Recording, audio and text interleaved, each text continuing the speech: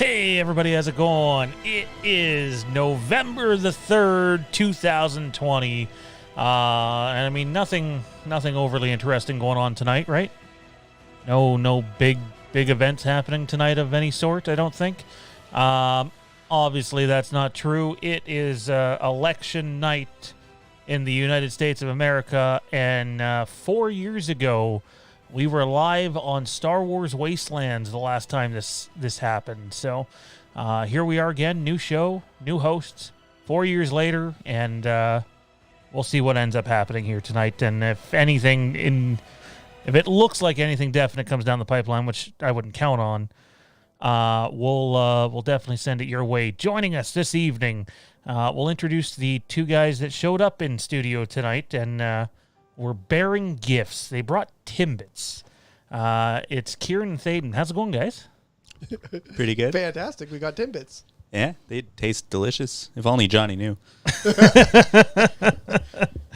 Wow. So, what's going on with the Rogue Sons, guys? What have you guys been doing lately? We did an episode right after we watched The Mandalorian, and it was pretty funny because Thaden, I don't know if this was for a fact or not, but told me to wait until Saturday to watch it with the family. And, it was for a fact. Then we watched all with the family, and then we went to go to the podcast, and then Thaden was like, I watched it yesterday. So I spent the first 15 minutes being pissed off at Thaden. So there's a very specific reason I told you to wait, but I'll leave that for when we talk about Mando. Oh my God, are you going to piss me off more? Oh boy, no, here we you already go. know the reason. Anyways. All right, and fight. Jade wants to know if there's birthday cake Timbits down there. Ooh, Don't think so. Let me But check. Kieran We'll is see. checking. Getting a live These are the report. questions we need to know. Is there I'm- birthday cake Timbits? I'm There being is told. not. I'm being told there are no birthday cake Timbits. There you have it. Breaking news right here on the Imperial Remnant broadcast. Massive breaking news. There's, in fact, no birthday cake Timbits. There's some cream-filled ones, and there's one chocolate left. Also joining us this evening from his usual home outside of Baltimore, Maryland. He's gone from Anakin Skywalker to Darth Sidious tonight. It's Tommy B. What's happening, man? Well, I'm hoping you're hearing me all right. I'd be a lot better if I wasn't experiencing technical issues of the hardware variety, but I'm hanging in there. It's for the most part just another day, buddy. How about you? You said hard. Just throwing that out there. Hardware. I mean, isn't that it wouldn't be a show without tech issues, right? Like, there's got to be something tech-wise that goes wrong all the time. Don't worry. Last week, we were here. We did the show. And then the following night was our first night shooting Haddonfield the Vanished. Very first night, we broke the HDMI cord to the monitor. So, snapped it off right in the camera. Had to pull it out with tweezers, and have another one coming. So, that wasn't fun. But thankfully, it didn't break until after we got the last shot. So, some things went our way at least. Also joining us this evening from the unknown regions by the looks of it, it's Mr. No Timbits himself. What's going on, Johnny? It's actually a galaxy far, far away. With no Timbits. Yeah. Not What cool. is a life without Timbits? Let's be real here. Like, is it worth continuing if we don't have Timbits? Tommy, care to explain what it's like? I mean, a Timbit is just a donut hole, right? No. How dare you? What is a donut hole? Explain this. A little round. I'm pretty sure they are Donuts? Timbits, pretty much. Yeah. So they're Timbits. Yeah, I No, mean, they're Without not. the They're fun not. name. I wish they those were things Timbits. from Dunkin' Donuts, or you can go and get them from the grocery store. And honestly, I don't eat any of them because if I want donuts, I'm just going to eat an actual donut. So I gotta be honest. If I like Tim Hortons makes decent Timbits, but I think their donuts are just way too processed and sugary. And if you can find a Coffee Time kicking around anywhere, there's not many of them left, or a Baker's Dozen. Both of those places have way better donuts than Tim Hortons. I do like their apple fritters better. Oh, the fucking huge ones? Yeah, Oh they're my huge. God. Huge, people. He said huge. It's ginormous. We're a donut podcast. If I want an apple fritter that is amazing, there's this place over in Whitby. It is a Dutch store. I know Oh, exactly God. where you're talking about. Jade's family goes there. Those Yeah. apple fritters are delicious, and they make long johns, otherwise known as chocolate eclairs. I've never heard that term, long johns. Yeah, I'd never heard it either until we started getting them there, and that's what they call them. I think it's the European, like a European name, but not French, because obviously eclair is French. So I think we get the French name from, the French colonists being I here. just noticed we're missing your... There we go. You got a name tag again, Johnny. Congratulations. Wow, I'm going up in the world. Yeah. So, I mean, this has turned into Donut Cast here, or Timbit Cast. I thought it always was. And somehow Mondo's not here. And Mondo's not here, yes. Shout out to our old buddy and fellow co-host back in the day of Star Wars Wastelands, Mr. Mondo. I actually spoke with him last night, so I hadn't spoken in a while, and it was cool to touch base. You know who else I spoke to today is Mr. Me Too, Ian. Him and I had about an hour conversation about Star Wars today, and he, I don't know if he's watching right now, but it was a lot of fun. It was good to touch base with him again. Haven't seen him in a while. He decided to move across the planet, literally. You are watching? So I think it's 11 a.m. where he is right now. So, I mean, we're in a time far, far away from him at the moment. So, Clearly. now why don't we dive into what everybody has been waiting for us to talk about? What do you like on your hot dogs more, ketchup or mustard? No, I'm kidding. Oh. That's a toughie. If I had to choose one or the other, I'm going ketchup. Ooh. He wasn't really kidding when he asked. Kieran's That's a just like, ridiculous- what are we Oh, doing? Relish. Well, of course I'm gonna he is. fuck He's a the vegan. system. He doesn't understand. I'm not a vegan anymore. Oh, Good. I'm glad that's... I was a vegan for 5 years, and It made football events very awkward, and wrestling events. Like when we're trying to figure out where we're going to order food from, Yeah. and the vegan's sitting there like, hey guys, can you get something for me? Like, yeah, I where remember do we get the vegan at the pizza place? one well, time Caesar one time- salad without chicken or bacon, right? I could dig that. Sorry, Well, okay, but most of the time we No, were going vegan from, is the like- pizzas of the world. vegan is so- like almost impossible. Vegetarian is very possible. But Yeah, I mean, even then you need like a vegan Caesar dressing, right? You do. 'Cause- This I just mean- in, I thought vegan and vegetarian were the same thing. no, vegan Oh, means boy. you not only don't Vegetarian. you not only is don't much eat more- animals, My but you don't diet eat is anything that comes from vegetarian. animals. Oh, that probably explains that girl's No milk, message no in cheese, the chat. no eggs, no. You seen that message, Yeah, right? yeah, I okay, did, yeah. so okay, now I'm catching up a bit. All right. That is the We Hate Vegans chat. Because I was like, wait a second. You can What? eat chicken but not beef, and anyway, is what No. it is. Yep, vegan for 5 years. I really do still want to do it, but I got out of the habit after 5 years of absolutely like being a true vegan. So it was weird. So heard it here is first, roast folks. beef okay for you when we're shooting? is now, yeah. All right, awesome, fantastic. Meat's back on the menu, boys.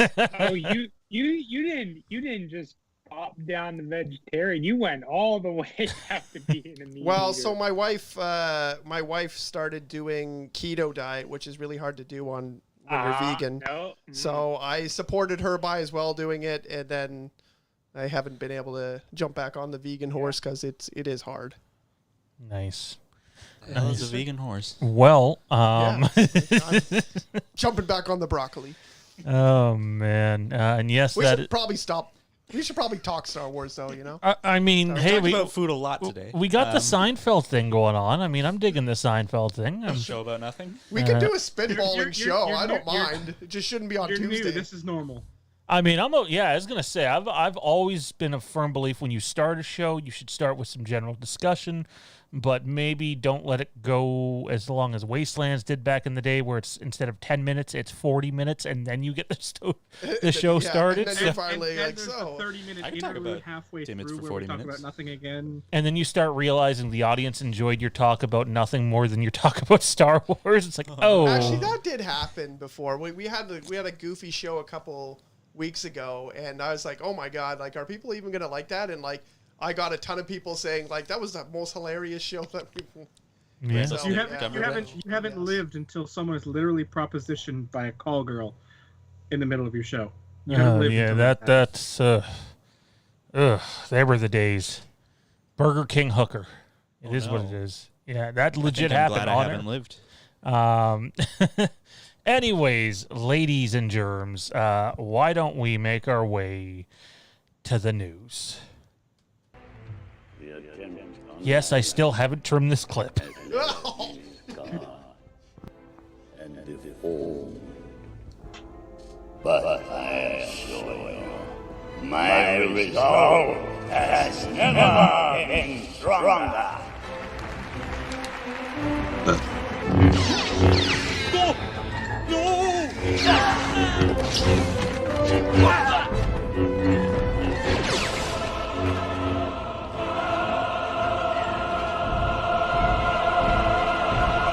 In order to ensure the security and continuing stability, the Republic will be reorganized into the first galactic empire for a safe and secure society.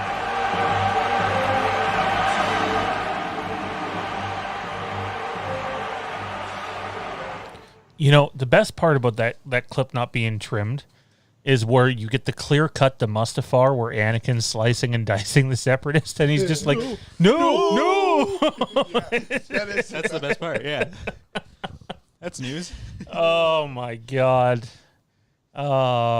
George Lucas's one horror movie he made happens right in Revenge of the Sith. So New Gunray is awesome.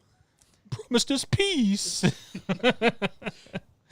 Oh, wow. So there's a report out there that there's 3 reports out there. 2 of them looks like they're true, and one of them is complete and utter dog shit.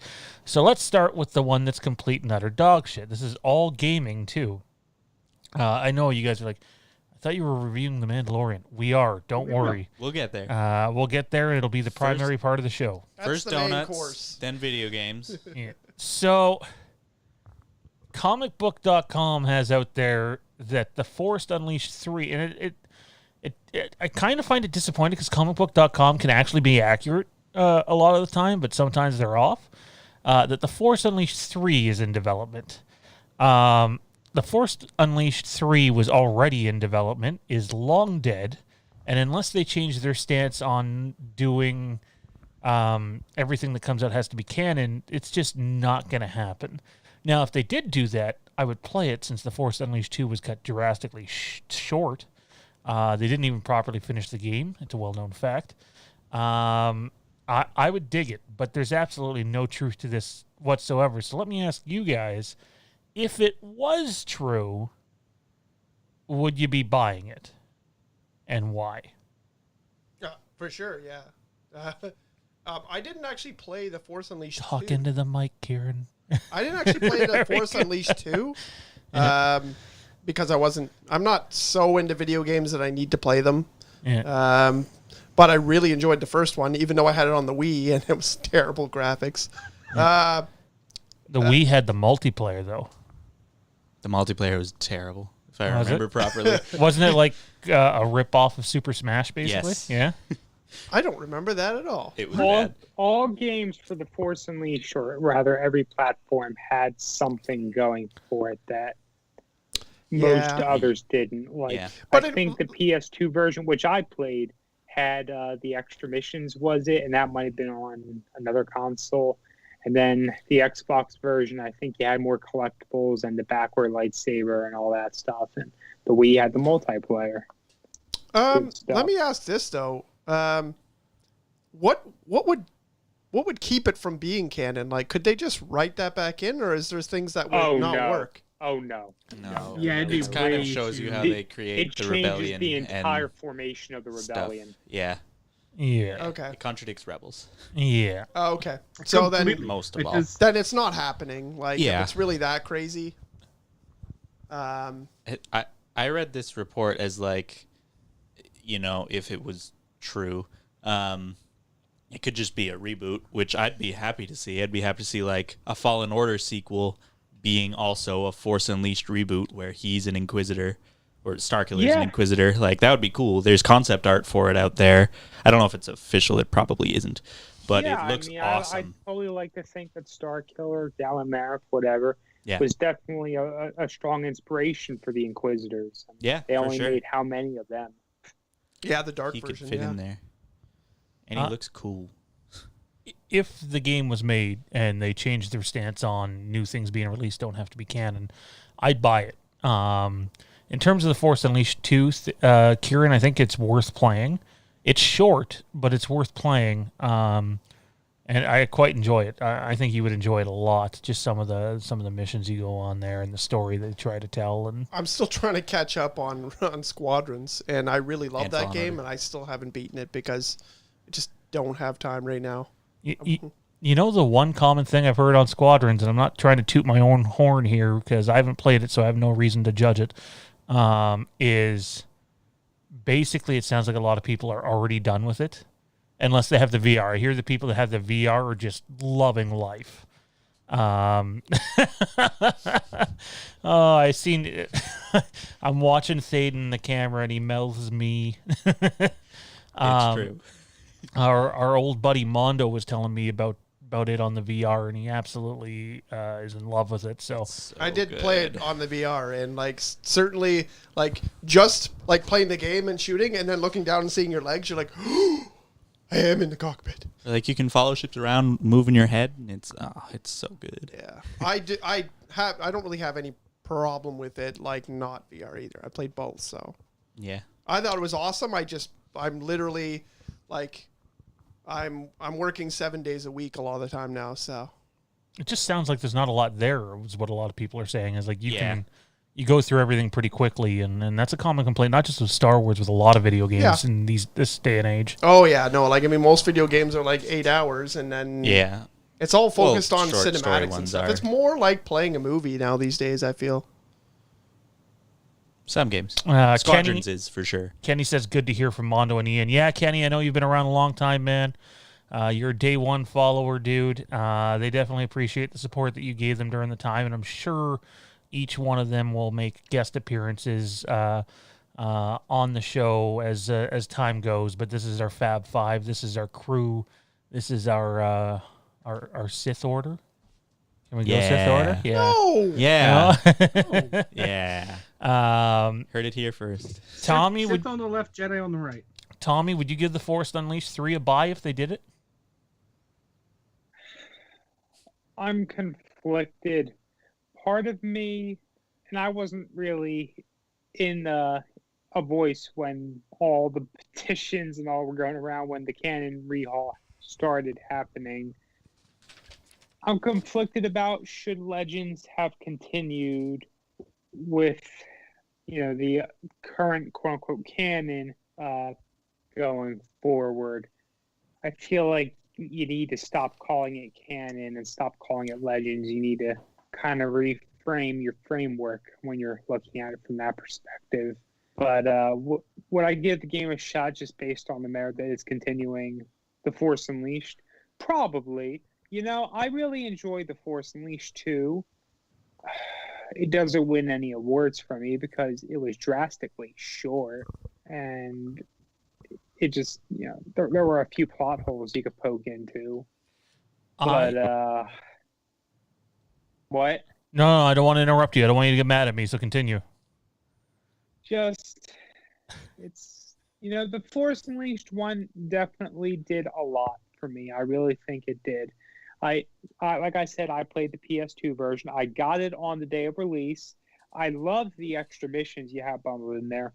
I love just getting on the ground and engaging in a story in a way that even games like Jedi Knight Academy didn't give you. So I like to think that Jedi Fallen Order is a spiritual successor to that in a sense, but I know that there are many critics to that kind of view, yourself included. Yeah, it doesn't hold a candlestick to it. I'm sorry. Jedi Fallen Order is fun to play. I take Jedi Fallen Order over the sequel. No contest for me personally. I can't. I mean, obviously it's a longer game, but like Jedi Fallen Order for me just feels like a watered down, stolen version of a rip-off version of The Force Unleashed. It's literally the same story told over again with less cool characters, and I don't know. I don't dig it, which was disappointing because I was so hyped for Jedi Fallen Order. But let me ask you guys a question. We've been talking about The Force Unleashed. We've been talking about The Force Unleashed. Hey, Johnny, what did you think about that idea? I think it was great. Well, I know you've played this because you played this at my house. I'm more referring to the last question that I didn't get a chance to answer. Okay, well, we'll have a twofer. You're good at those. Has anyone here played The Force Unleashed Ultimate Sith Edition? Yeah. Because that was my preferred one, where you get the story that... what is it? Where you have the DLC stuff? Yeah, he goes and takes out Obi-Wan in the first one, Yeah, Luke on Hoth, awesome. and then Han and Leia on Endor. That was in the second one. Was Han and Leia in the second one? Yeah. I remember for sure. It was... So, because I remember the outfit looks way less cool. Was it Boba Fett, Boba Fett, Obi-Wan, and yeah, Luke I think you fight Boba Fett in the Tatooine one. Do you get to kill Boba Fett? I think so. You definitely fight Obi-Wan on Tatooine, too. I don't know. But yeah, you do fight Ghost Obi-Wan. Yeah. Well, possibly regular Obi-Wan, too. You might kill him and then fight him as a ghost. It's pretty fun. Johnny, your thoughts on that, and if you would pay money for a number 3? Well, I would definitely pay money for a number 3. The question is how much money, and that comes down to how much story there is. If it's a full-fledged, full-length title like the first one, then I'd, be pretty happy to lay down, full cost for the game because it was damn good story and very good gameplay. If it's more like the second one, then no, I'm not paying full price for that because that story was extremely truncated and extremely short. So they were telling a good story. It just randomly gets cut off. No, it was a good story. I'm not bashing it on quality. I'm bashing it on length. It's that movie that gets you going, and then all of a sudden, 80 minutes later, it's over when you were expecting something 2.5 hours long. That's what she said. That's last week's. We did that segment last week. I'm actually still upset that earlier we were talking about donuts, and you mentioned Long Johns, and you didn't say that's what the ladies call me. I would have said that like 10 times out of 10, but my name's not John. See, this is what happens when you're not... Because I said it. It wouldn't have been as funny if one of you guys had said it. Doesn't have to be funny. It just has to be joke. like you're putting it out there. Like you can't set up your own jokes like that. It's not as funny. This is what happens when you're not here. You miss out on Timbits. You miss out on the Arby's order Kieran just placed, and you miss. I mean, you get skipped. We just forget about you. So we're gonna get some Long Johns later too. So not cool. It is for 3 of us. I'm gonna start slapping hoes next week. Like everybody's getting a smack. What did the hose do? That just seems misplaced aggression. I think we're the host. No, I'm calling you guys the host. I know I am a hoe. All right. The other piece of news was there are 2 games in development apparently. One over at EA Motive, and the belief seems to be one is a successor to Jedi Fallen Order, and the other one may, in fact, be a Star Wars RPG with BioWare, and that has some people wondering if it's Knights of the Old Republic of some sort, so we'll follow that one with great interest. My guess is if you start on Knights of the Old Republic now in 2020, or if you started last year, you have a shot of... I don't know if it's a remake, a retell. I think a retell is more likely to fit current canon. You could have it out by 2023, and there's your 20-year anniversary. 20 years from the date of the first game, and here it is. Here's another one. So, I know, like, it does seem like they want to fit Revan in. Like we've said before, they're really pushing Revan stuff, like the Revan action figure that's behind us or behind you. There's 2 Revan action figures. Yeah, I know Thaden also has the light side one. Yeah. But, like, yeah, definitely pushing Revan stuff. And I know that you guys talked about that before we got on the show, but on your Revan episode. Yeah. So, yeah, I could definitely see that happening.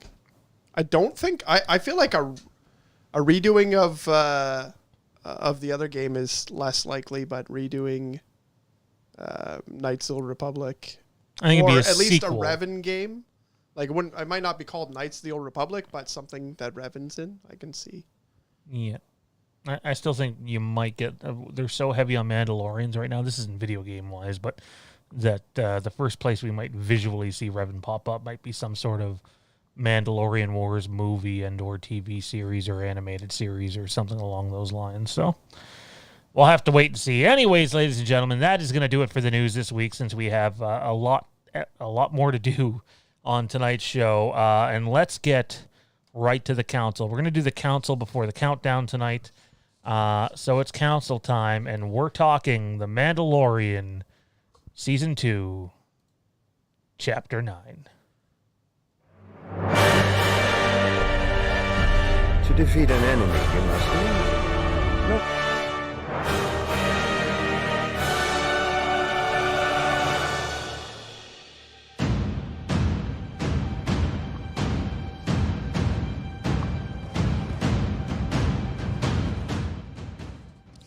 That may or may not have just gotten picked up on cam.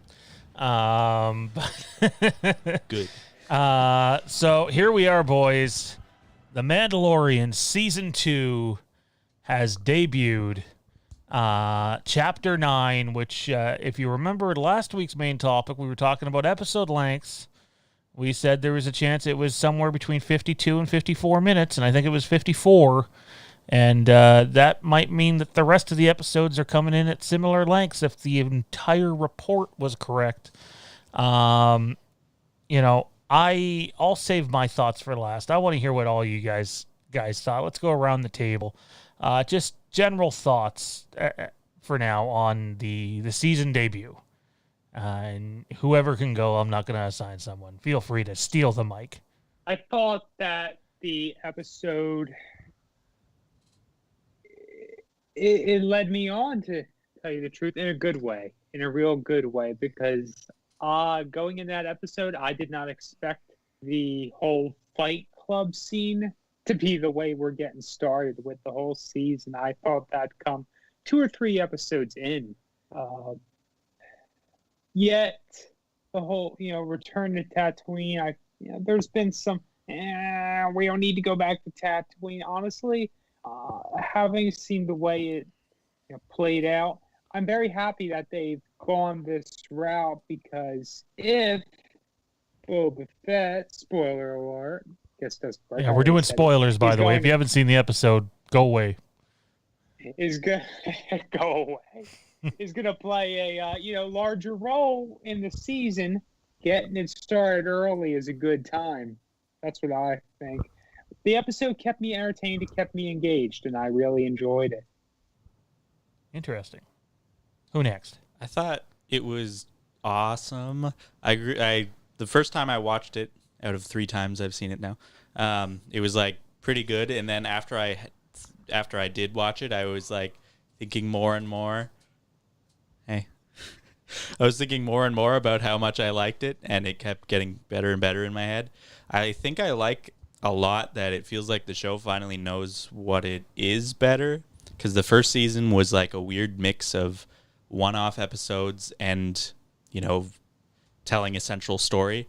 It feels like this kicking it off tells me like, okay, it might be like sort of one-offy episodes, and then we'll get to the last one and it'll be like a 2 or 3-parter, and it's more like in the vein of like Doctor Who or a lot of weekly shows like that, where there's kind of hints towards a bigger thing. There's some like story elements that'll come back at the end, but until you get to the very end, the story isn't all like huge and meaningful for the whole story altogether. But then it puts less pressure on every week. So like with this, it was like, it's the Crate Dragon episode. Like, awesome. I don't care if the Crate Dragon affects anything in any way. That was awesome. It's probably not really going to affect things like going forwards, but like it was really cool in this episode. And I knew from the get-go that this was going to be sort of a sidetracky episode, which didn't happen in the first season all the time. And so like when it turned out to just be a weird sidetrack, I was bummed out every time. So yeah, I liked it a lot, and I like that we got to see some old characters again, like Tusken Raiders and that lady, and Boba Fett, the greatest character of all time, who's on my shirt right now. So, you know what I was really happy about? I was happy that at the end we saw Boba Fett and he had no eyebrows. Yeah. Because that means he probably at least got digested for a while or burnt or I don't know. Could he, though? I mean, he could have. That it's based on the timeline, though. It doesn't really seem like he would have had that much time there. I mean, I'll admit I'm a little foggy with the timeline length in movies, but we saw him enter enter the Sarlacc pit at the beginning. I hope he enters the too. At the beginning of 6, and then we get the explosion of the Death Star, which leads to Cobb being in the desert, and it's 5 days later that he gets picked up by the Jawas, who already have Boba Fett's armor. I feel like your hair could still burn off that quick. Not to mention, I think that's if he was in it for even a day or several hours, like that would be a lot to do some damage. It's just, well, I mean, it's also a question of the armor, right? Because I mean, the armor was still in good condition, so he would have taken it off. In Aftermath, they say it was all like burned up and stuff, and it's scratched up in this. I think. What do you think is going to stand up to being digested more? Some Beskar armor or eyebrows? Right. Well, I'm not questioning that, but it's the question of how did it get to the skin, right? Because he was still wearing the helmet when he entered the Sarlacc. Oh yeah, I took it off because he's an idiot. This is actually what we're debating. We're now having this is what's wrong with the Star Wars fan base. Eyebrow debate. Here we go. You guys brought up Boba Fett. It's a sore spot for me. I hate Boba Fett. Yep. Now I personally haven't read Aftermath, but this is a matter of, I don't want to say contention because there's not much to argue. It's just, a detail like we've already seen in, say, the Ahsoka novel versus the Siege of Mandalore arc of the Clone Wars. There are some continuity issues between the different tellings.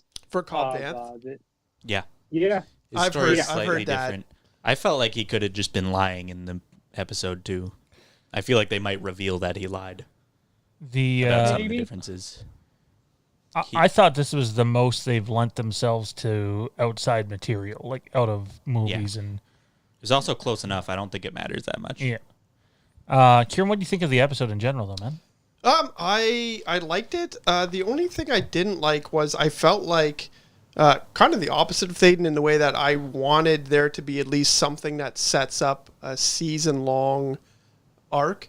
And I mean, just seeing Boba Fett at the end for 5 seconds, or like just the fact that he got the armor, I don't think is like, it's not enough. Like, I wish they would have had something that says like, oh, this is what the season's going to be about, trying to search for this or whatever. And I know it's trying to search for Baby Yoda's people and more Mandalorians, but like he didn't really do very much in that way, other than that he tried to find a Mandalorian. But like, I don't know, I figured that. But however, the actual episode, like sitting and watching it, I loved it.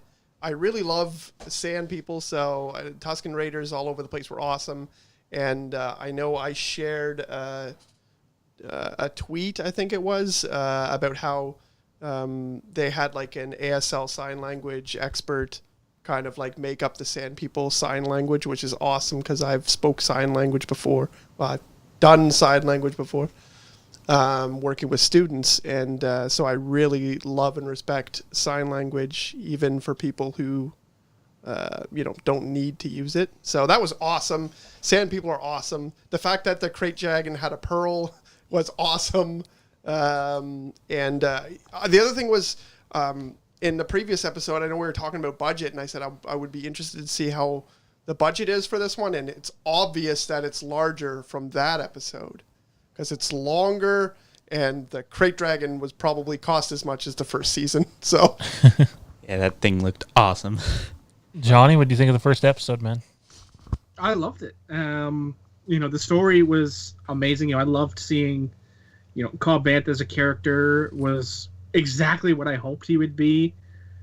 And I love the little knockbacks. I'm a guy who always loves the throwbacks, the nostalgia. You know, the little head nods to the history of the canon, and we got a lot of that in this episode. You know, from seeing the crate dragons to the sand people to the Jawas, the sand crawlers. Then you start getting the little things, you know, like Anakin's pod engine. Yeah. And Red was one that some people didn't notice. I thought he was pretty noticeable, but Well, he was, but some people didn't realize that was Red. Right? They just assumed it was just a random R5 droid. Right? But it's actually Red, and you know, of course, that's the one that Luke originally bought instead of R2. But it was all those little head nods and things that make you go, oh, I like this. You know, the canon is self-contained and self-aware in a way that's amazing. And I love the little head nods and shooks to that. And the story itself was really great. I love that. You know, granted, I kind of scratched my head a little bit at the entirety of the plot to kill the crate dragon, because immediately my first thought was, okay, this is easy. Booby trap a bantha. Why isn't that their first thought? We're gonna head on attack a crate dragon. That's what our other brother said today, actually at dinner. They might have wanted to get the whole dragon carcass intact, but they didn't say that. So yeah, that's kind of weird. Carcass intact. Well, I mean, I think they settled for it at the end, but No, I don't know. because they wanted, like, if you recall, they wanted the ichor. That's what And the carcass. that's what the sand people wanted. They also said the carcass, though. But they wanted what was inside the carcass, not the actual carcass. Yeah, I but I don't mean, think like that if you mentioned that. if They you wanted the explode ichor, it they though, wanted the pearl, they wanted those things. They didn't care about the actual carcass, I don't think. They just wanted I would the assume ichor they'd use and it the for pearl. meat and stuff, though. I think if you explode it, you're gonna get a lot less out of it. But that was always the plan, though. I mean, the difference is Well, the plan exploding was it to, from like, underneath pummel it. versus exploding it from inside. Yeah, So either way, Exactly. you're going to damage the carcass. They had to but go. less. They had to go the Drax way in the end. Was it Get really inside less, there. though? I mean, instead of blowing from the bottom I mean, all that up, meat they that blew was from the inside of it inside is up. like gone. If they did it from the outside, I think it would have been like pummeling it pretty much, like hitting it with a bat. It still I would have think been there's enough damaged, of but it, less like the damage. size of the thing, there should still be a crap ton of meat on that tail. And I mean a crap ton. They wanted it so all. But yeah, it is kind of weird. They should have explained that probably. But I'm saying like the plan was, why wasn't that the initial plot? And if there was a Yeah. reason for that, they should have said that instead Yeah, of no, I get that. Booby Yeah, trap bantha being the crap, everything's failing. What are we gonna do? Oh my god, there's explosives on this bantha. Let's make him eat it and blow it up. Like, that's my first plan, not my last plan. My last plan is stand down and shoot at the thing and hope it doesn't eat me. you know what the real reason is? To have a cool fight with a great dragon. yeah. Or they didn't know if he would eat it, but they knew they could chase it out of there. And then they went to the plan that they didn't know would work, but would have a 100% But I mean, wouldn't success the rate same if thing it have did been just happen. as achieved by having them booby trap the bantha the first time that he doesn't eat? Then they'll be like, well, maybe he's smart enough. Maybe he realizes. Maybe he can smell the explosives. I don't know. And explain it away that's why that's not plan A, because we tried that, it didn't work. These are your They should have explained it. Yeah, I don't want a I 5 feel minute like there's scene of like, explanations. this is why we're going to do it. That was pretty cool. of them No, being but like, we're it would going have to been do it. easily enough to I trust explain that, Tusken they- Raiders. like, they've tried that. You know, like, I feel like Cobb Vanth would have been like, why don't we just feed it explosives? And then the sand people can, say, we tried that, didn't work. And that's Yeah. it, move on, next plan. Point taken. Point taken. Yeah. So these are your problems with the episode. Yep. Eyebrows. I And have no problem with the eyebrows. No, Kieran was No, happy I about was the happy eyebrows. about the eyebrows because it sounded like Johnny had an issue with the there's eyebrows still earlier. No, there's I'm still a not possibility affected by that he got shit out the other side of the Sarlacc. All How right. do we know? No, it has been it so hasn't been long 1,000 since we've years. seen Boba Fett without the headpiece, like without the helmet on. He may not have had eyebrows for the better part of the last 20 years. I have no idea. It's true. It could The just be a eyebrows don't fashion help. thing.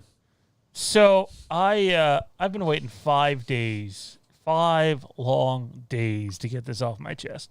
Now you guys know in the chat I posted fire emojis, and the fire emojis were absolutely for the episode length. Like finally about time we get proper length episodes. That's awesome. But by the way, Wayne Downey in the chat says it was just like Raylan Givens in space as a justified fan. He loves it. Yeah, that's accurate. 5 days. And while the episode length was fantastic and what we always wanted, I couldn't help but find myself sitting here wondering, where the hell are we going with the story? What the hell's going on? Do we really need to do this when we only have 8 episodes? And all in all, I just didn't think it was very good. I thought that it left a lot to be desired for. At the end of the day, it was kind of dog shit. And I'm totally fucking with you guys because I think this was by far the best episode of The Mandalorian yet. You 100% got me there. Yeah. I was like shitting on stuff again. When you said dog shit, I was like, oh, wow. I was in my head, coming up with I get hashtag Sage hates everything, but how can you hate this? No, this was a love letter to so many forms of Star Wars. Johnny mentioned Anakin's pod racer. Let me tell you, if you guys don't play video games, the Crate Dragon thing, it's not that it only appears in Knights of the Old Republic, but the way it's shot and what goes down is literally, and what they attempt to do to him is literally what happens in Knights of the Old Republic. Yeah, that's cool. A lot less explosives to take down a Crate Dragon in the Old Republic than today, though. Yeah. They're so much smaller. I was so in love with this episode. I'm not a big fan of, like Tommy said, going back to Tatooine time and time again. But I think when you're looking at episode length, the story, the acting in it, I think it was by far the best. I think it was better than Taika Waititi's episode. I thought it was better than, oh man, who's the Obi-Wan director? What's her name again? Deborah Chow? Deborah Chow. I thought it was better than both of her episodes, and I thought they were fantastic. This is sort of like the Game of Thrones Star Wars that I was promised, minus the adult content. We got some ghosts in here or something. Yeah. So, and we haven't even really mentioned him yet. As good as The Mandalorian was, and I'm glad Baby Yoda didn't steal the show and there wasn't too much focus on him or her. Timothy Olyphant, the thumbnail on this show, and Wayne Downey mentioned it. Timothy Olyphant steals this episode. He's so good. You can say whatever you want about Mando or the Sand People, which, by the way, the attention to detail, making damn sure they walked single file, loved that too. But this episode does not work without Cobb Vanth, and Cobb Vanth might not work with anybody else but Timothy Olyphant now, because literally he was Raylan Givens in Star Wars, and it was just perfect. And now I sit here, I'm being greedy, but it's like, we can't not see him again, even if it's not this season. You have to add some zeros to the check, because as Mando crews up, Cobb Vanth better be a part of that crew, whether he's in Mandalorian armor or not, because Timothy Olyphant works perfect in Star Wars. For months now, you guys have heard me either on this show or another show hyping Timothy Olyphant in Star Wars. I didn't think we were getting at episode 1, and we did. And I was absolutely blown away by his performance. I would give it a perfect 10 out of 10. I think Olyphant in this episode, and this is not hating on the sequels, because I think there's actually a lot of good acting in the sequels. I think Adam Driver is absolutely fucking brilliant in the sequels. I think this is better than any performance that we get in the sequels and or in the prequels outside of maybe Ewan McGregor or Ian McDiarmid. It's that good in this one 54-minute episode for me personally. I want to hear what all you guys think of Cobb Vanth, the character, and Timothy Olyphant's performance. So have at her, guys. I think it's a much better immediate performance than any of the others, and that's just because the material was so far in his wheelhouse. That's exactly like you said. It's a character he has spent the better part of the last decade playing. I have to cut you off for 1 second. You guys have read Aftermath, right? Or Thaden has? I have, yeah. So in Aftermath, I'm 99% sure he's the sheriff. He becomes the sheriff. They might say Marshal as well. I think it's just the sheriff in the Aftermath novels. I could be wrong. I thought it was sheriff too. So they intentionally changed it to Marshal because he is U.S. Marshal Raylan Givens. That's what everybody knows him as. Or I think he even plays a marshal in Deadwood. I could be wrong. But just brilliant. Sorry, Johnny, go ahead. But I mean, it's just like you said, it's a character he spent the better part of the last decade performing and perfecting, only transplanted into the Star Wars universe. And I mean, some people might say, well, that's cheating. That's cheap.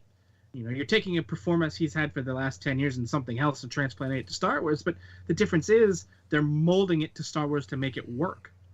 You know, because that type of character doesn't generally exist in the Star Wars universe. You know, the law is the law. It's the Empire. It's the New Republic. You know, we've never really dealt with the hard and fast local types. You know, it's always been the machine, you know, the Imperial stormtroopers, people like that. We don't get to see the nitty-gritty local politics in play, and this is the first time we've really got to see that, and it worked so well, you know, because it's a character who there's so much more to him than meets the eye. Like when we first thought about this character and heard about this character was described, I got a completely different type of picture in my head, you know, than what we ended up performing. You know, I was thinking of the guy holding power for his own advantage type character. You know, the Marshal who's the law in the small town who use it to better himself. But Cobb Vanth is the exact opposite of that. And he proves that almost immediately by giving away the source of his power for the betterment of his people. His power comes from that armor. And he gives that away with no second thought, with no calm, with no, you know, no second thoughts, gives that away for the sole purpose of eliminating a threat against his town. Yeah, no, I think that's spot on. I think that's partly why I think he was lying about how he started, because that was years ago by the time of Mando. Mm-hmm. And so, like, I felt like he was more of a cold-hearted gunslinger kind of guy in Aftermath. But then in Mando, he just miraculously stumbles onto these crystals and then happens to find his way to this Jawa place while wandering in the desert. It feels like really coincidental that it all worked out. So I feel like he might have made it up. But I feel like he made it up because at this point, he does care about the town and he's actually really invested in it, and not in the way that's like, hey, this makes me all cool. It's like, hey, I actually just give a crap about you people now, because it's been like 4 years. So I think it's between 4 and 5 years. I think we're at 6 now. If a year has passed, I guess, yeah, if 6, Mando took a year, then it's, That then. That could be how he ends up joining the Mando. He gets kicked out of the town when they find out. Yeah. So as far as Timothy Oliphant goes in this episode, he was amazing. He was really good. Yeah. He did such a goddamn good job. Like, oh my God, I can't imagine anyone else playing that character now, because he was perfect. Yeah. He was, oh my God. I want to touch on Johnny's point about, you know, you can't bring that type of character that's cheating. Once you have a universe as big as the Star Wars universe, you have to start picking from other archetype characters, from other things that work. Like, you know, you can't just do the same thing over and over again. And Star Wars has done that with lots of things. They've been like, oh, well, you know, why don't we start making like a more like a horror type thing? Or why don't we start making, we'll do an episode that seems more like this. And this is obviously a Western, like it's totally Western, but then, like, you know, they had episodes of the Clone Wars that were kind of more like a samurai vibe. They had, you know, they had the horror movie one with the giant monster, like the Godzilla type thing. The and there were zombie Genosians. Yeah, there was zombies. Like, they touch on lots of different things that you would just want to see. Like, how would this work in Star Wars, right? Because it's such a big universe that you have to start borrowing from other things and be like, I wonder how that would work in Star Wars. So, I mean, once you get as big as Star Wars, you really can't cheat by saying like, oh, well, why don't we get a character that's kind of like this character, or, you know, I don't mean cheating in the archetype, you know, because you're right about that. You know, you're absolutely right that eventually all archetypes will come into a story, a universe this big. I'm saying cheating in the sense of taking both the archetype and someone who's been performing that exact archetype for 10 years. Yeah. You know, that's the cheating part, not taking the archetype, because you're right, you know, there are parallels all over the place in different archetypes, but I'm saying, you know, actor plus archetype equals cheating, yet they made it work. Cheat as much as you want, considering half the garbage that we've gotten out of this shit lately. Cheat. And I know Tommy still needs to get his points in on the episode, or on Timothy, and I don't think Kieran's talked on Timothy yet either. But I love him. I just want to say that, like, Timothy Oliphant's a really well-known actor. It's not like he's considered a B or a C lister. He's not necessarily an A lister either. He's somewhere in between an A and a B, but he's a very well-known actor. You see him and you know it's Timothy Olyphant. And there's been this theory for Star Wars for literally decades that when you're doing a new trilogy or a series or something, that you need to use unknowns. And if anything, this episode proved yet again that no, that's not the case. You just have to cast the right person in the right role. I mean, the Poe Dameron actor, Oscar Isaac. Oscar Isaac. He's great. He was definitely building up his resume before Star Wars, but so I would say he's the guy who stands out there. I know Driver definitely worked in a lot of great stuff, but probably lesser known in the big movie realm. Because he was more just in TV before that. I think so, yeah. Even Oscar Isaac, like other than Inside Llewyn Davis at that time, didn't have much in terms of the big screen. Was the X-Men movie before? It was or after. That? That was It was after. after. Yep. 2016 or something. Okay. So, He was a terrible apocalypse, but what do you think of Oliphant, though? oh, I loved him. He was awesome. He's amazing. I really liked the whole scene at the start with the bar. I love the bartender as well. What's that species called? Hondo's cousin. Weekways. Which I thought was forgetting funny it. because they use that as a name, not a species. No, like he just says like Weekway get down because he's a Weekway. Yeah. It is kind of It weird. just seemed weird that It's weird because he knows the guy, but I feel like maybe he was says just that? trying to not let Mando know that he that's why knew who he I was. associated with Okay. name, not species, because Okay. he does refer to him as Weekway every time he talks to him. Well, either way, I really liked. I really thought that character seemed cool, and but I loved that scene. I loved when there was a line where he says like, you know, like if I peg you as some guy who's going to like come in here, and he's like, but then I saw the kid, and he's like, I'm thinking maybe I'm wrong about you, but like that whole dialogue there, and he's sitting down, he has the drink, you know, like. It was like superb acting. I thought it was amazing. Really hooked me in. I love the character right from that point. So obviously, like fantastic actor because he really just like from the moment you saw him, the way he stands and carries himself, like you could read the character right away. And yeah, he was great. And I can't say anything bad about it. It's funny that when he wears the armor.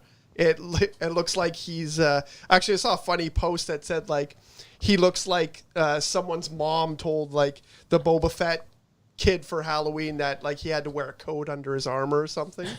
But I thought that was funny because like we all know like the original Boba Fett was like 5 foot what? Five. Yeah, and 5'5" Timothy or Olyphant's a big 5'6", dude. and he's tall, so like it made sense. And it was funny when he was telling the story about fighting all the guys off the mining clan or whatever, and he's like, one of them shot me, and it hits him like directly in the chest, and it does seem the same thing. Like it must be like some sort of embellishment when he's telling it that like he like they only got 6 guys only got 1 shot on him, and he went like you're gone. So I thought it was funny. I always take those sorts of things when it's the guy telling the story. I almost always think like, well, of course he's telling the story from his point of view. He looked awesome. Like, so if anyone has any issue with that and being like, oh, those guys have, you know, stormtrooper aim, they couldn't shoot him. The real thing probably didn't go like that, but him telling the story was like, yeah, I'm fucking Batman. I killed them. I got them all. Well, Batman wouldn't kill them, but I got them all like no problem. To Wayne Downey's point earlier about Raylan Givens, when he's telling that scene where he shoots them all, I literally said to Jade, I'm like, holy fuck, he's actually Raylan in Star Wars, like, because that's the character. And oh my god, I loved every minute of it. Tommy, you heard me endlessly blabber about Timothy Olyphant for months leading into this. Once we found out he got casted, what did you think, man? I'm not gonna go ahead and say things that have already been said. I really appreciated the performance. What I want to look to a little closer is the character himself. Honestly, going into this, I was thinking this was going to be a one-off. I was thinking the armor was going to get gotten, and that was going to be the end. Having seen how central he was to the episode, I am not and how it ends, Mando and his interaction, I'm not as convinced anymore. I'm thinking he might reappear in a couple episodes, or if not in a couple episodes, maybe next season at some point. Yeah. I feel we haven't seen the end of Cobb Vanth, the Marshal, what have you. I think he's going to show up again, and I think I would be more surprised if we only see him on Tatooine. I think there's a good chance he's going to be leaving world and helping Djarin with whatever else, mission, not mission. It's funny because we still don't know what kind of twists and turns this season is going to take story-wise. This mission might end up getting derailed in a couple of episodes for all we know. I hope you're right, man. I'd love to see him back this season. At worst case, I would assume they're at least going to approach him for next season. And I mean, he's pretty open-minded in terms of what he does, but I mean, the fact that he basically just gets to play the same character again with a different name, like it's not like he necessarily became Cobb Vanth. It's more like Cobb Vanth became Timothy Olyphant's other character. So. I mean, I think that the crew has already showed us that they want to reuse. They want to build meaningful relationships with characters, both, we'll call them primary, secondary characters, and secondary characters, or whatever. I can't quite remember if they've even named her Amy Sedaris' character, but if you were to tell me going into this that we were going to see her again, I would have said no way. Oh, I thought she was done after her episode in season 1. I really did. Yeah, I didn't dislike her, so that was to me a pleasant surprise. I was happy to see her make a return. So I think there's a better chance than not we'll see Cobb Vanth again. I got to be honest. Forward to it. When they're in the little saloon there, cantina, whatever. And they're getting ready to have the shootout, and Vanth is basically just like, I've only seen it once, so I'm like trying to remember. But okay, well, I guess we're gonna do this here. I'm thinking to myself, these fuckers brought Timothy Olyphant in to get killed off in one scene by the Mandalorian. And like, I legitimately thought he was gonna go. I'm like, oh no, and then the whole episode. I knew we couldn't, just because in the trailer we'd seen the. Make sure you tell them I didn't do that. Well, I mean, they killed off John Lithgow in one scene. Well, I mean, he was covered, obviously, in a mask, but... When was Lithgow? He's the cyborg dude that gets hung up and left for dead. Oh, that was... Really? Was it? I believe so. Oh, that's cool. I mean, I'll admit, I did not know that. But that's just a cameo. That's not a... Because I don't remember John Lithgow being part of this ever before now. So it's no different than Daniel Craig is, random stormtrooper that gets mind melded by Rey. Yeah, right. That was cool.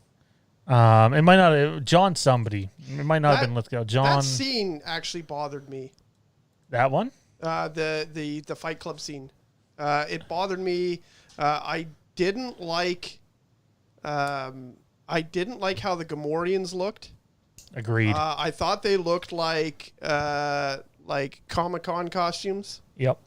I didn't think. I mean, their faces normally, like when you saw the face in Return of the Jedi, they were like super wet noses and they were like kind of slimy looking characters. And this is in the desert, so there's no reason to say that they're any different. Like it was on the same planet, but I don't know. Either way, I don't want to get into it. But like, I didn't think they looked that good, and that scene doesn't really go too far beyond what we saw in the preview. So, and I don't know. I didn't like the dial. I didn't like the scene overall. I actually, when it started with that, I was kind of like, Like, but I did like when he hung the guy up on the post, and then the red eyes came out, and I do like when you get to see like interesting things like that, like that they had the creatures on the streets, and I thought he was going to hang him up on the light post and give him kind of the Batman treatment, so that was cool. I'm with you. When I seen that scene in the teaser, I didn't like it. Like, you think about what the arenas were in Knights of the Old Republic and some of the other literature that's popped up in, and it just like, why does it have to be this poor take on wrestling, and why do the Gamorreans have these long human legs, and it just that's the one scene that, when I'm glad it was quick and over with, and I wouldn't be surprised if that scene was originally longer and they decided to cut it down, because it looks like a fan film. I mean, not to knock fan films, but it looks like a fan film. The only thing that was great was the part that we already saw where the child like pops the button and then hides in there. If they didn't show that, then that would have been more funny, and I would have been like, but this scene has the funny part in it, but I already laughed at it, so. So, because we've already because we talked about it and we weren't sure, I figured I'd just go back and fact check. Gor Koresh is the name of the one-eyed character that gets hung out by his feet. John Leguizamo. That's it. Okay, yeah. It's a very big difference sense between those two guys. I actually believe John Lithgow is appearing in this season, though. I don't remember when. Oh, well, he's awesome, so. Yeah. Awesome. I thought I'd confirm that. Yeah, I loved that scene where he leaves and he's like, I mean, he didn't break his word, right? He said he wouldn't die by his hand, and he walked away, and I thought, okay, he's still got some, he's not just this cool, good guy who's a role model for kids or anything. I like that. You needed to keep that with the Mando. So, guys, it's time to score the episode. We will be scoring each one of these Mother Canuckers each and every week up until the series is over, and then we'll see what episode ended up being the best. We're scoring out of 10, and I'm kicking things off with a 9.5 out of 10. Tommy, what do you got? I'll give it a 9. A 9. That's a high score for Tommy. I know you're hard on these things, so. I want to say 8.5 because I think like it's a really great episode, but there can be more. Like, I could be more joyed than that. 8.5. 8.5 from Kieran. Johnny? I got to give it a 9. Yep. And also a 9.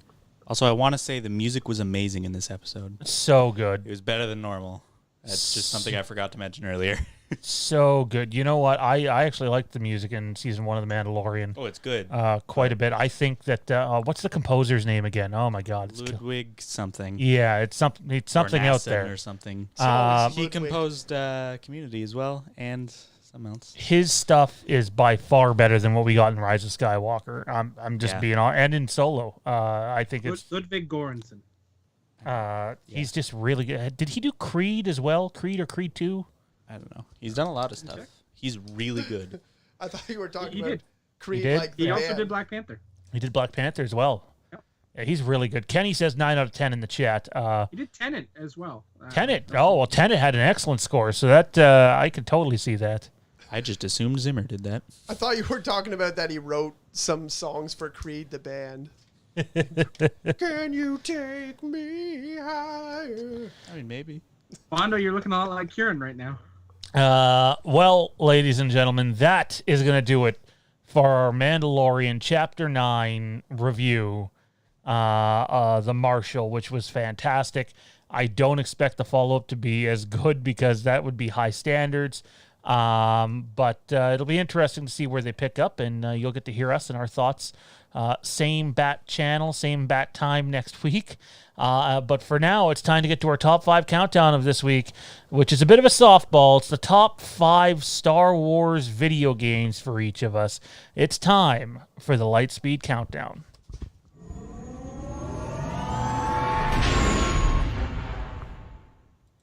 All right, it's Lightspeed countdown time, and this time we're going to go in reverse clockwise order, starting with Thaden, then going to Kieran, Tommy, Johnny, and myself.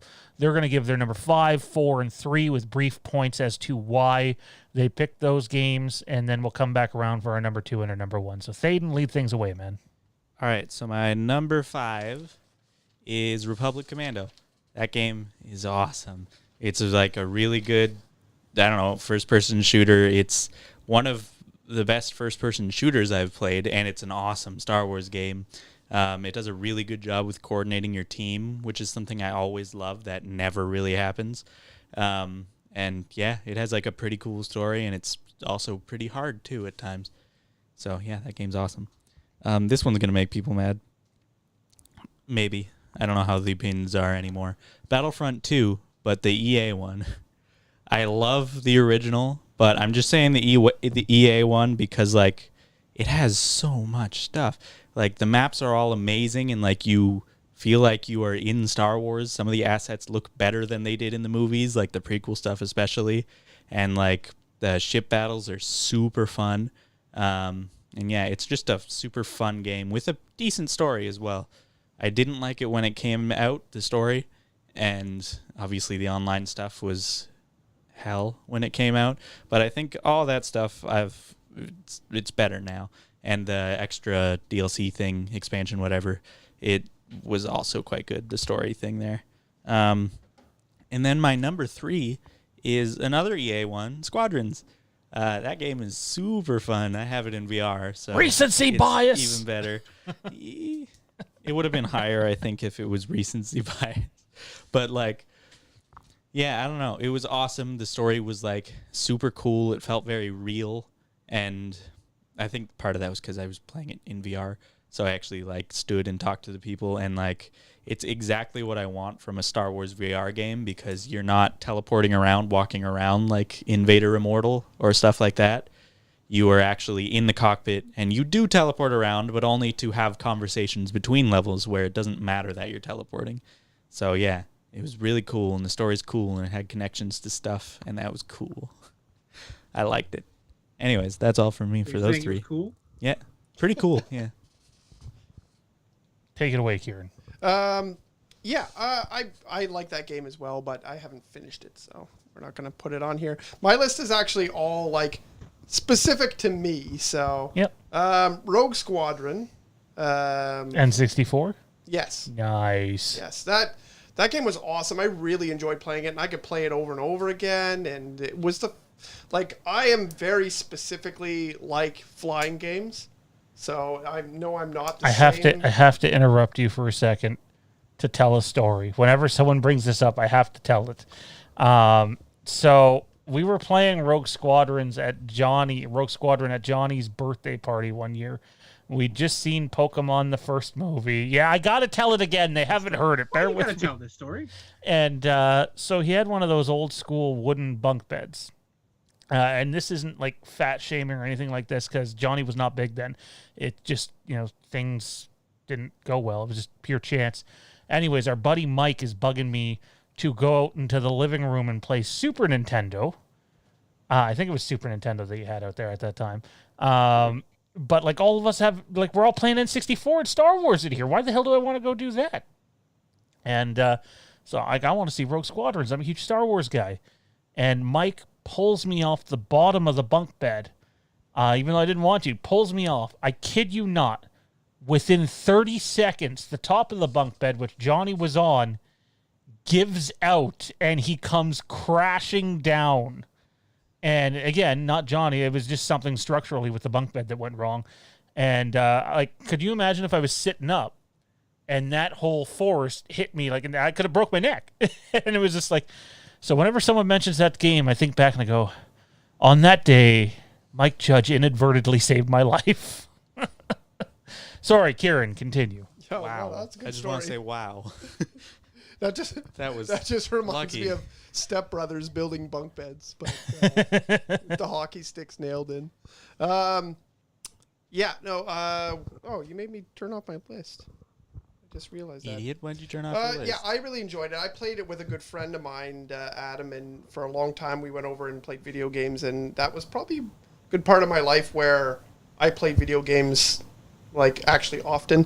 My second game is Shadows of the Empire.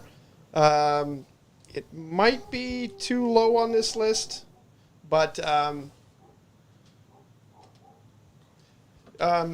Shadows of the Empire is like, I don't know. It was the first game that everyone had to have for me. Like, I guess, well, what came out before? Was it GoldenEye or that came out first? GoldenEye and Shadows of the Empire were the first two games that everybody I know. They were around the same time. Okay. Yeah, they're the first two games that everyone I knew needed for Christmas and needed, like, and like, you know, if you talk to my friends, it was like, do you have, Shadows of the Empire and do you have GoldenEye? And it's like, no. Like, well, what are we going to play then? Like, you want to play Super Mario 64? No. Like, it was like, so anyways, I loved it. And I explained before that I really loved the ship battles in it and the speeder bike races. My number 3 is also Battlefront 2, the new one. And the reason specifically for that is that I was actually going through like a not happy, kind of depressed time at some point. Early COVID times. It was early COVID times, Fairly early. And it was actually Thaden who said like, well, we should play a game together. And I got me, my old best friend Andy, and who's a big Star Wars fan, and my other brother, our sound editor on our, he does the made music. Sounds He for does our the music podcast. for our podcast. We all got online together and played together, and we did it every night for a while, and it really cheered me up. And that was the last time I remember having like a really good time playing video games. So like, honestly, for enjoyment, like that would be number 1. But for the actual gameplay and everything, specifically the ship battles in Battlefront 2, the EA version is awesome. That was your number 3, right? Yes. Alrighty, Tommy, give us your 5, 4, 3, man. All right. So, number 5, I threw the Old Republic. As an MMORPG, I feel that I've put in many more hours in that game than others. While the story, because it's such a wider world and what have you, isn't as good as other games, I feel like it's good enough to keep you engaged. Really get a lot out of that game, different character classes and such. Number 2, not straying too far from that, the Old Republic, or Knights of the Old Republic 2, it just continues on what the first game started in its own way, from a different angle. You really get that whole Old Republic vibe and building worldview and all that good stuff that, to me, forms a good bedrock of what I really like Star Wars gaming to be. Number 3 came in for me at Battlefront 2. I believe the release year was 2005. Someone can correct me on that. I played that on a few different consoles. I believe on the PC version, I did online for a while. To me, that many of the hours I played on that as a kid remain unmatched as to the quality of gameplay, and really formed a strong opinion for me of what gaming and what enjoying gaming is as a whole. That's my 5, 4, 3. Johnny? All right, my number 5 is Lego Star Wars: The Complete Saga. I love Lego games. I really do. They're so enjoyable in that, screw around, have some fun kind of way that I enjoy them. My number 4 is The Old Republic.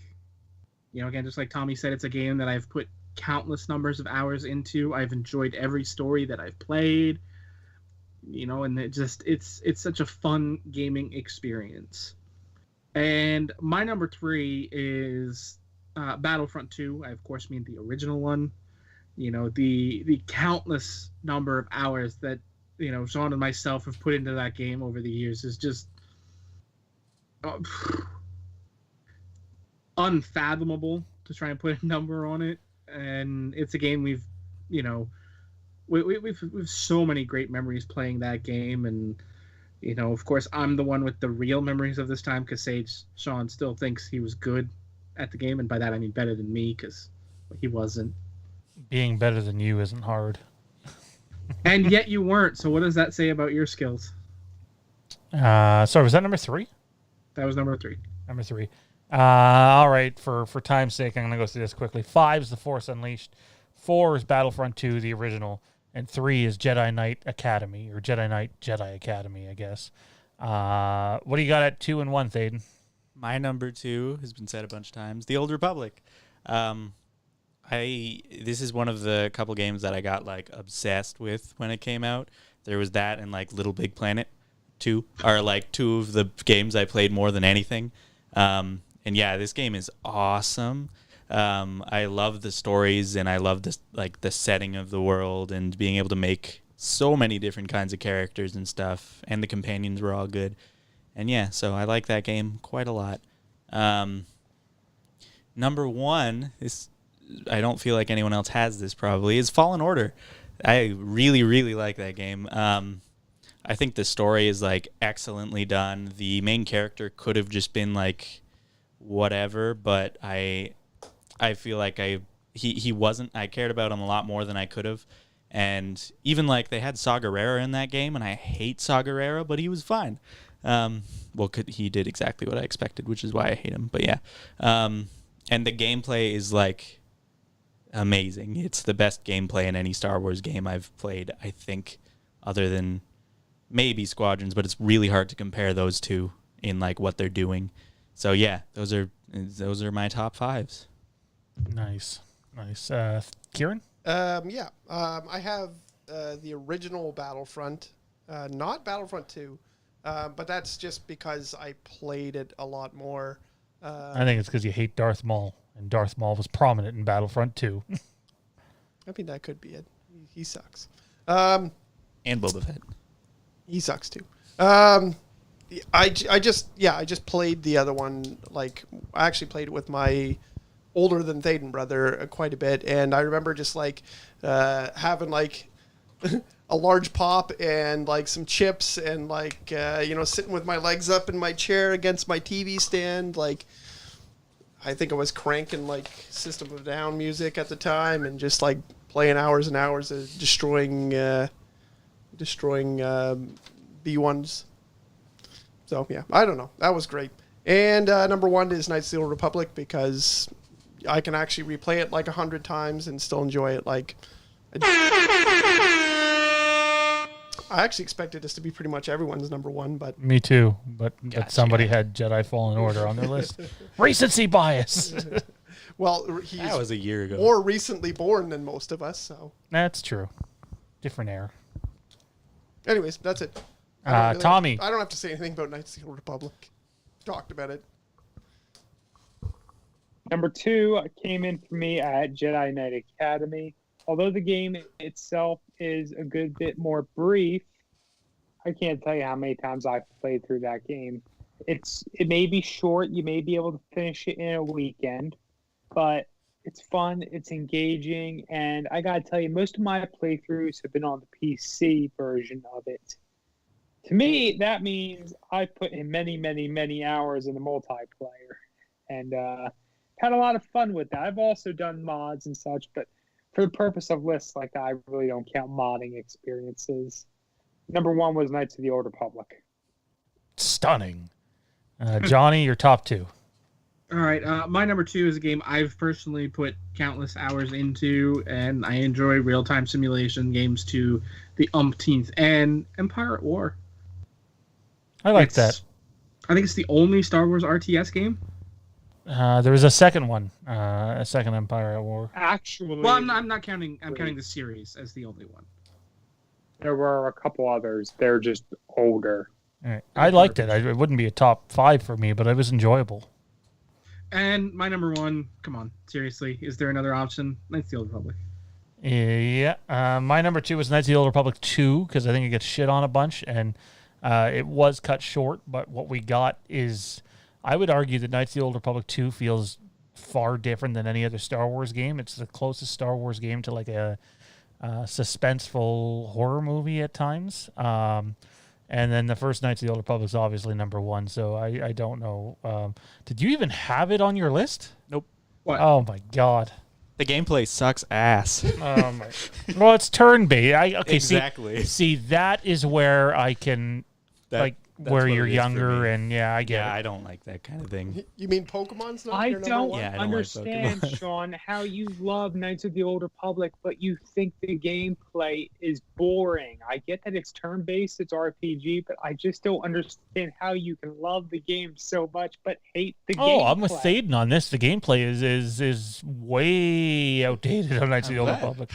How I many had more times? fun with The it. game is almost 20 years old. I Right. had more fun with it this last time playing it, but I can Yeah, deal with it though because it tells such an amazing story. Yeah. Like there's no other Star Wars game in my opinion that makes you feel like you're in Star Wars more than Knights of the Old Republic. And I also think other than The Empire Strikes Back, it tells the second best Star Wars story ever. So yeah, subjective. I How think many- it is amazing. I like the other ones more. Maybe. How many times in a fight can you do the ching ching and then do a double?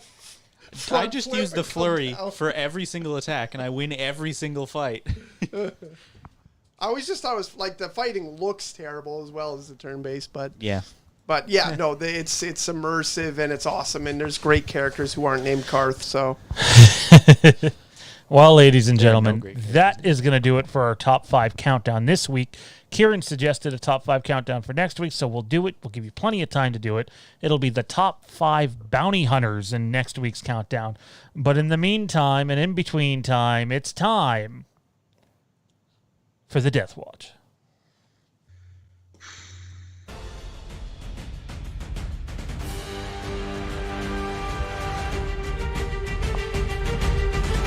I claim this sword and my rightful place as leader of Deathwatch.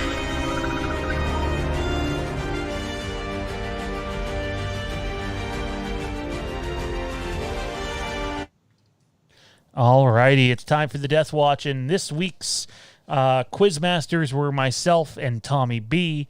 Tommy B had the privilege of doing the movies. I took the privilege of doing the literature and games.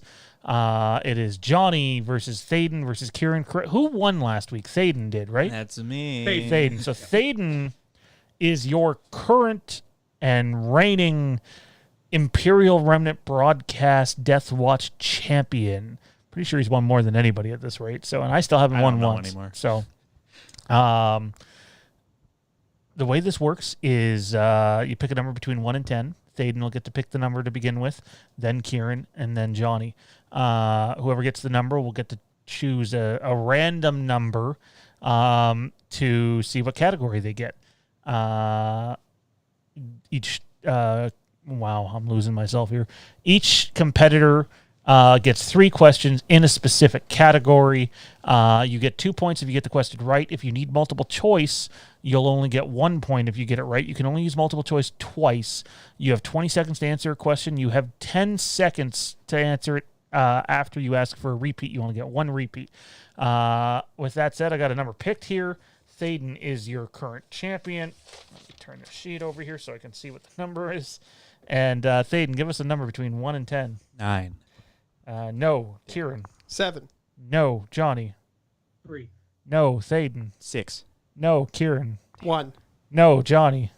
4. No, Thaden. 8. No, Kieran. 2. No, Johnny. 5. No, Thaden. Bloody hell, Some guys. sort of made up number. What hasn't been chosen? Was 4 There's literally chosen? only one number left. I know. I forget. I don't know what it is. Is it? Was 4 chosen? Is that your pick? Balls. Are you including 1 and 10? Yes, of course. 10. That's the number. Yeah. It's 10. I was pretty sure you were, but I wanted to make sure. Yeah, it's 10. Wow. What other number would he be including? I don't know, 11? 11. Yeah. Wow. That was something else. Kieran, actually, instead of doing numbers again, we'll do it this way. Thaden, I need a number between 1 and 3, sir. 2. Alrighty. And Kieran, I need a number between 1 and 3. I'll take 3. Alrighty. That's which means Johnny gets 1. All right. So, Thaden, would you like to go first, second, or third? Second. All right. So Thaden's going to be number 2. Kieran, first or third? I'll go first. All right. Which puts Johnny third. Kieran, you're up first, and your category is Star Wars on screen, so movies and TV series. Tommy B, that is your category. You can feel free to distribute the first question. I will set the timer. Here we go. Okay, question number 1. I hunted. Is someone doing time? I got you it. Said you I just said, yeah. Sorry, Sean. I just got distracted. I hunted Jedi who survived Order 66. I was a former Jedi myself. In the face of defeat, I chose to end my own life. Who am I?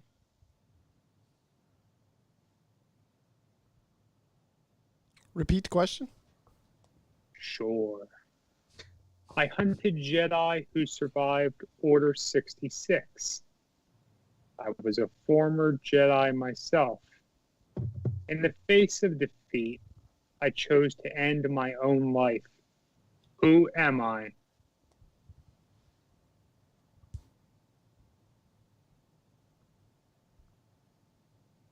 The 3, the Inquisitor, 2. the Grand Inquisitor. Correct. Okay. Wow, that's 2 points. That's a huge 2 points. Damn you. I didn't know the Jedi thing, but I Neither could did I. picture it. He was a sentinel. In the temple. Okay. Yeah, I He did was, know. I did know that. He was a temple guard. Yeah. Okay. Well, I didn't know it wasn't, and then I was like, that could be possible. So That's a big scene in the middle / end towards third quarter of season 2. He knights Kanan in the I've seen the whole show. Lothal So temple. That's pressure on. First question, no multiple choice, 2 points. that's wow. why I like to go Crap, I first. don't like that. All righty. Thaden, you're up in Star Wars literature. Oh, thank God. Tommy, you got the timer? Yeah. Sorry, but let me pull that back up. All right, and how many seconds am I counting? 20 seconds, and it doesn't start till I'm done the question, and let them know when there's 5 seconds. You got to count down from 5. So, Okay. Alrighty. I was one of the main characters in a Legends book. I was a Sith Lord, and I'm killed towards the end of the book. Who am I? That's a good question. Five,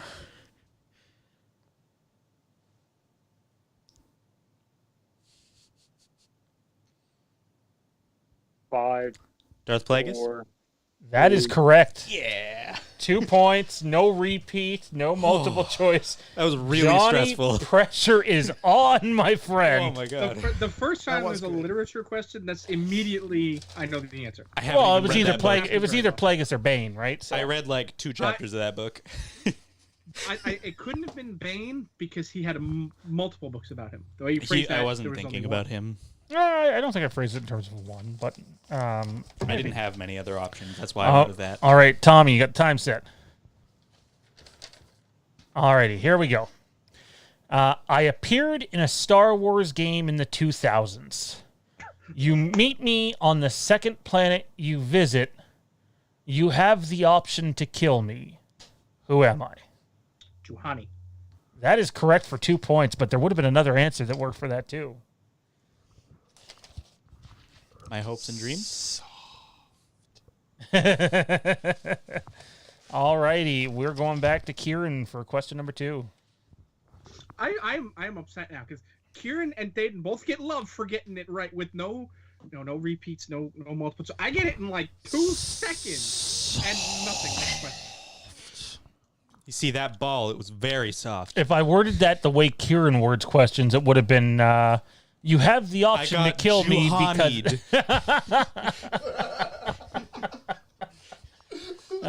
Shit. All right. I think Plagueis was easier than that one, but to each their own, I guess. It might have been. I think there was two possible answers for both of those, too. All right, Tommy, take it away. Okay. I was a clone.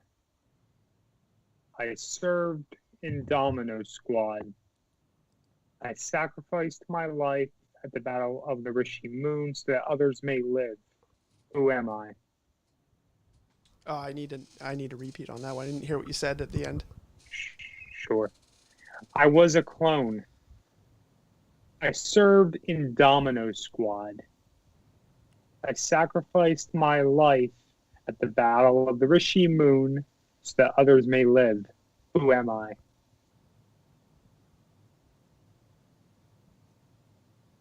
Five seconds. Let me get my multiple. Okay. Your multiple choice include Beck, Heavy, Cut Up, and Fives. Can you repeat that? You kind of broke up for me anyway. The multiple choice include Beck, Heavy, Cut Up, and Fives. Quick answer. Heavy. Correct. Son of a... Okay. All right, 1 point for Kieran, so he keeps up his streak. We're going scary. Can you set the... Yeah, nobody's missed yet, so... Alrighty, we're getting the opposite of last week. Tommy, you got the time ready? All right, here we go. I was a dark side force user. I corrupted a Skywalker family member. I was killed in Legacy of the Force Sacrifice. Who am I? Multiple choice. Your options are 1, Mara Jade, 2, Raynar Thul, 3, Lumaya, 4, Callisto. Lumaya? That is correct for a point. Oh. It was that or Mara Jade, but I thought she was evil and then turned good. Is that what happened? I was hoping that I could get you on that, but... All right. So, wow, Tommy, you did prepare some overtime questions, right? One. Okay. Well, I might have to reach that if we end up going there. This is something else. All right, Johnny, here we go. I appeared in a Star Wars game in the 2000s. You meet me on the first planet you visit. You can force my best friend to kill me. Who am I? Mission. That's correct for 2 points. Son of a bitch. Who did these questions? 2 points and all the lifelines left. Wow, does that mean I get a 50-50 on top of a multiple choice? I don't think you're going to need it. I think you got 100% on the next question if it's, I was in a game in the 2000s. I was Darth Revan's apprentice. I'd just like to point out I was in a game that we all... talk about every week. My name starts with R. Of course, logic dictates that the third one is going to be like so ridiculously hard that no one will have ever heard of my this God. I hope he made a game in his spare time and made it the character from that game. He picked some character from a Star Wars mobile game that no one remembers. Does Scholastic make games? All right, Tommy, take it away. All right. Question 3. I was a clone. Sorry. I think I already know who it is. When you said that, all I could think is Kramer from Seinfeld. To quone someone. Quone. Quone is a word. Go ahead. You already know who it is? I think I do, but it's not me I answering. didn't even finish the second. I know. All right. Go ahead, Tommy. I kind of want to just let him No, guess. just keep No. It's I not his. need more I do that? questions. No, he needs more. I need more. Thaden doesn't need to answer. Okay, I'll start from the beginning. I was a clone. I was deemed unfit for battle due to severe defects in my cloning process. I would die providing assistance to troopers during the Battle of Camino. Who am I? 99. Yeah. Correct.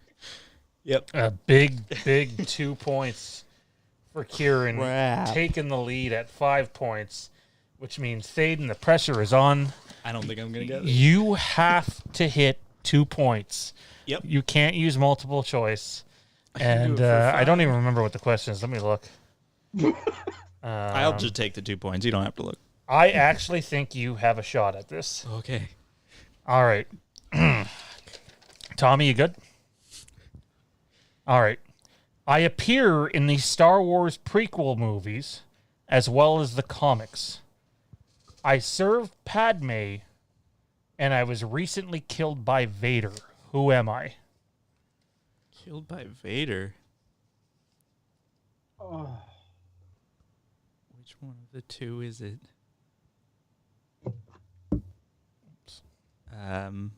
Repeat the question. I appear in the Star Wars prequel movies as well as the comics. I served Padme. I was recently killed by Vader. I'm going to go with Captain Typho. That is incorrect. Damn. We were looking for Sabe. Sabe. Padme's double. Yep. I thought maybe there was a chance you might have already read that or seen it. It's really new. Yeah. So I wait for them to come out in volumes and then I buy them because it's easier. Gotcha. Well, yeah. No, I could have got that one. That less likely. It's all down to this. Johnny can fall on multiple choice for a tie and force overtime. He can win it outright with 2 points. And something tells me Kieran is not going to like the way this question starts. Let me guess the time that this game came out. I was a character in a Star Wars game in the 2000s. All right. Tommy, you good? All right. I appeared in a Star Wars game in the 2000s. Oh, this is killing me. I appeared in a Star Wars game in the 2000s. You meet me on the first planet that you play on. And in one version of the final act of the story, I die. Some consider me whiny. Who am I?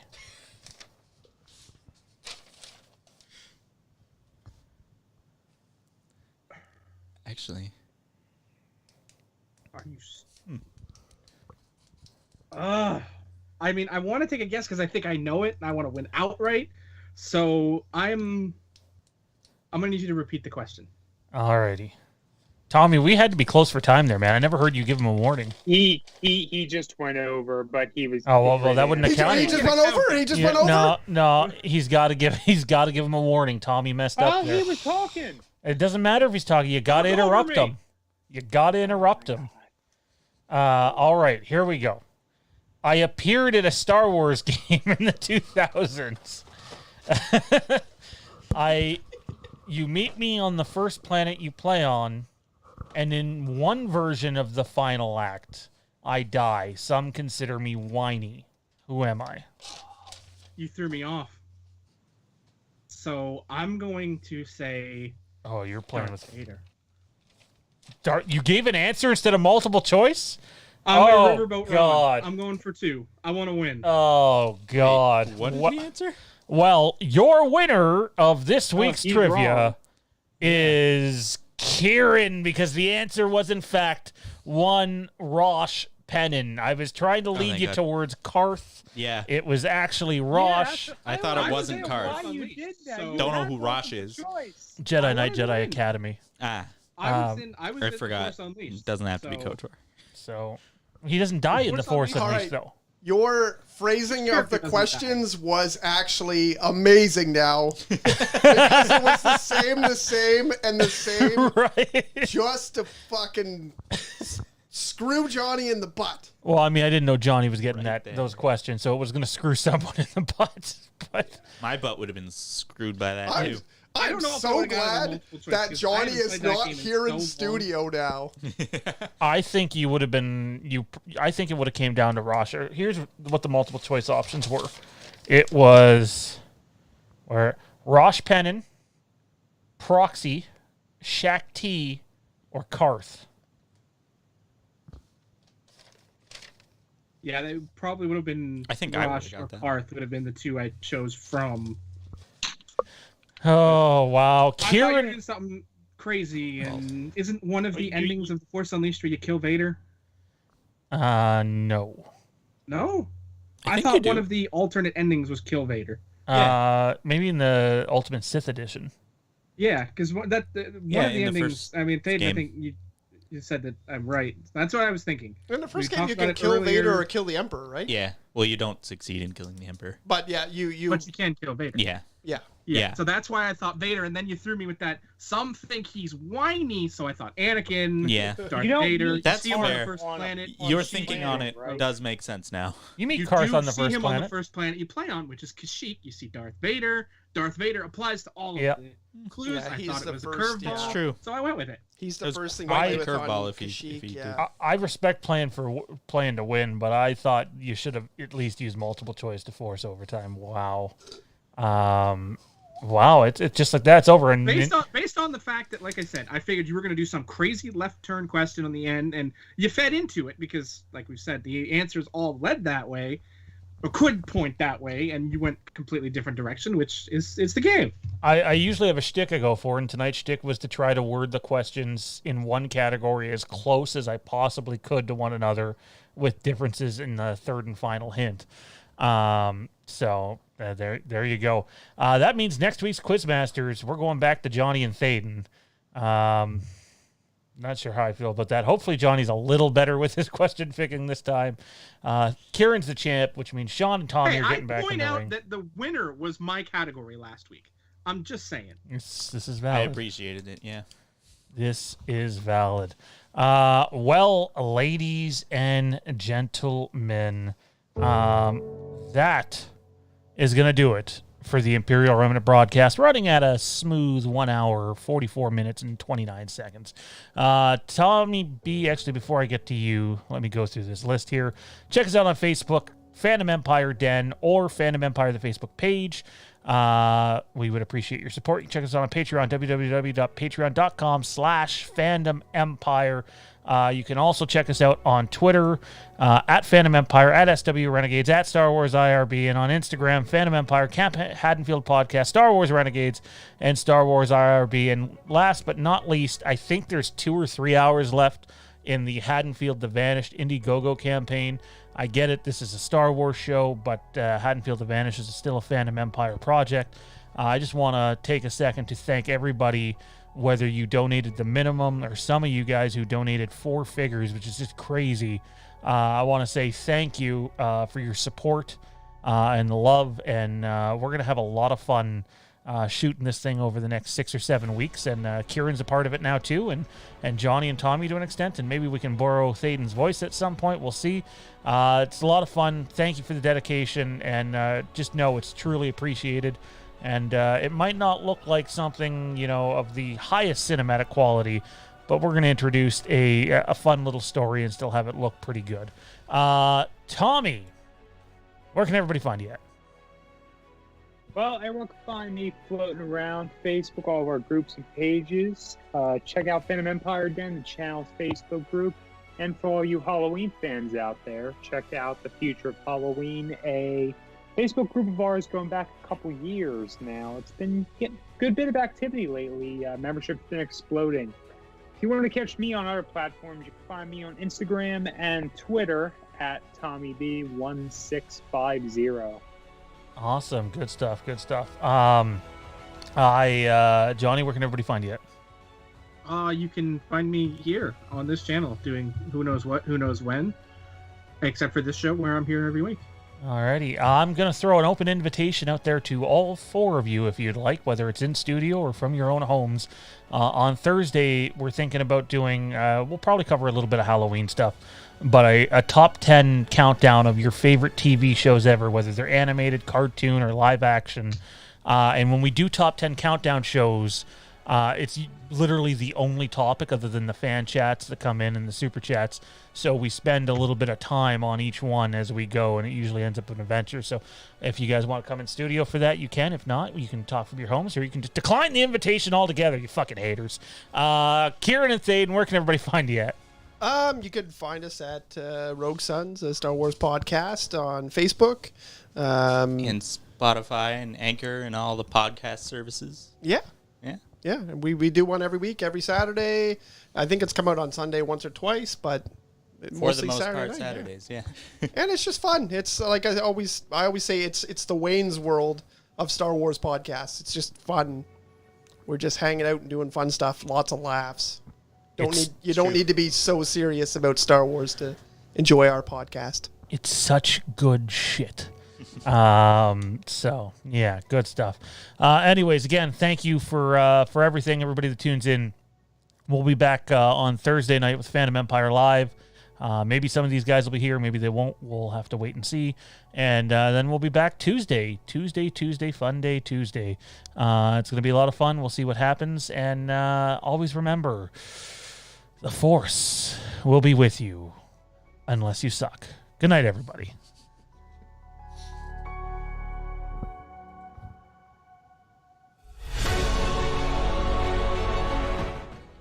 Wait, Johnny, did I ask you where you can be found? Yes. All right, I thought I skipped over you again. Force a habit of you not being here. All right, now may the Force be with you for real. Again, unless you suck. Good night, everybody.